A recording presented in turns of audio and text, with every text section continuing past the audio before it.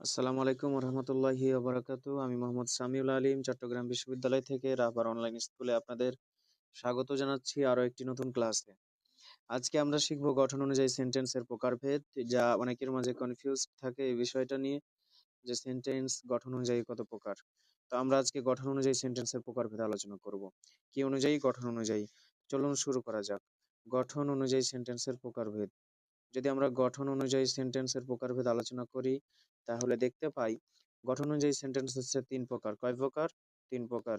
কি, কি সে প্রকারগুলো? চলুন আলোচনা করা যাক। ১ম সেন্টেন্সটি হচ্ছে সিম্পল সেন্টেন্স এবং তারপরেরটা হচ্ছে কম্পাউন্ড এবং কমপ্লেক্স। তো আমরা একে, একে সব বিষয় নিয়ে আলোচনা করব ইনশাআল্লাহ তাআলা। তো শুরু করা যাক, চলো। সিম্পল সেন্টেন্স হচ্ছে বা সিম্পল বাক্য হচ্ছে ওই সকল বাক্য যেখানে একটি স্বাধীন বাক্য থাকবে। অর্থাৎ একটি মাত্র স্বাধীন ক্লজ দ্বারা যে বাক্যটি সম্পূর্ণ হয়ে যাবে।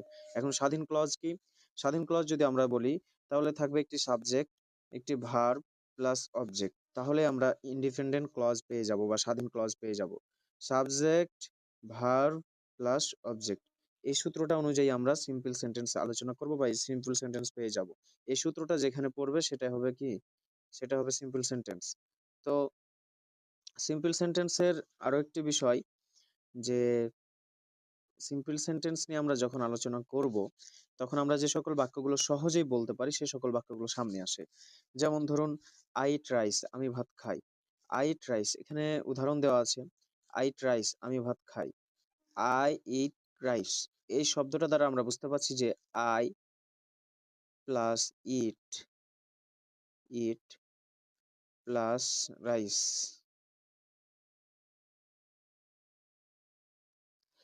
এইখানে আই ইট রাইস, এটা দ্বারা বোঝানো যাচ্ছে যে I subject, it verb, rice object. সেক্ষেত্রে আমরা প্রথমে যে স্ট্রাকচারটা শিখেছি সে অনুযায়ী পড়ে যাচ্ছে, যার কারণে আমরা এটাকে সিম্পল সেন্টেন্স হিসাবে গণে নেব বা ধরে নেব। তাহলে আমরা সহজে বুঝতে পারলাম সাবজেক্ট ভার্ব অবজেক্ট থাকলে একটি সিম্পল সেন্টেন্স, এবং সেটি যারা কোনো আকাঙ্ক্ষা না বোঝালে। এটা বাংলা একটা কথা মনে রাখো সবাই, আকাঙ্ক্ষা না বুঝালে, কি না বুঝালে, যদি আমরা সেটা দ্বারা আকাঙ্ক্ষা না বুঝাই, তাহলেই সেটা হবে সিম্পল সেন্টেন্সের অন্তর্ভুক্ত। আকাঙ্ক্ষা কি? যেমন ধরো যে একটা উদাহরণ, রহিম আসার পর, রহিম আসার পর, এখানে রহিম আসার পর শব্দটা বোঝাচ্ছে যে রহিম আসার পর, এখানে ডট ডট ডট ডট, রহিম আসার পর কি, এই আকাঙ্ক্ষাটা আমাদের ভিতর জাগছে, যার কারণে আমরা বুঝতে পারছি যে সিম্পল সেন্টেন্স তাই যার ভিতর আকাঙ্ক্ষা থাকবে সেটি কখনোই সিম্পল সেন্টেন্সের অন্তর্ভুক্ত হবে না। আকাঙ্ক্ষা মুক্ত একটি